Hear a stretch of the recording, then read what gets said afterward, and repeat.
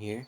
So in Deuteronomy 4, there is this little passage that seems really cool. I'm going to start in verse 7. He goes, "For what nation is there so great, who has Elohim so nigh unto them, as Yahuwah Eloheinu is in all things that we call upon him for?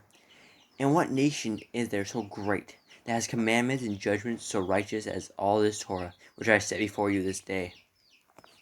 So he starts with the first verse. He says, "What nation is so great?" And we're talking about the nation. We're talking about the nation of Yashar'el. Now we're talking about the current state of Yashar'el because they are very sinful. This is back in Moshe's day when they were following the Torah, where they had the law.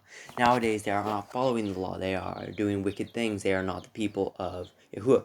The people who are the people of Yahuwah are people following the Torah. Those are the people. Those are Yashar'el. We are spread apart right now. We are scattered abroad, and you can be Yashar'el as well by following Torah and believing Yehoshua is the Messiah. And then the next verse says, "What nation is so great that commandments, judgments, so righteous as the Torah?" Now we have a righteous commands and judgments, and that is the Torah. Now a lot of people say, "Oh, they're gone, they're abolished." Well, that's not true, because Yashar'el needs to follow these commandments, and that is the people of Yashar'el.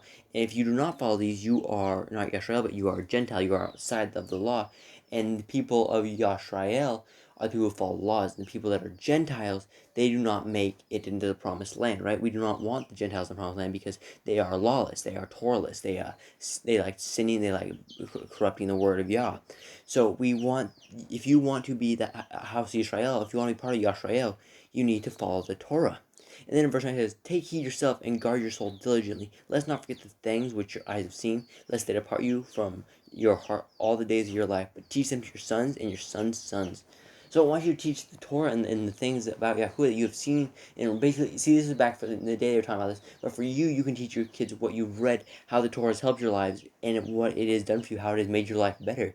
And you can teach your sons and your sons' sons, your children and your grandchildren about the Torah and what they need to follow.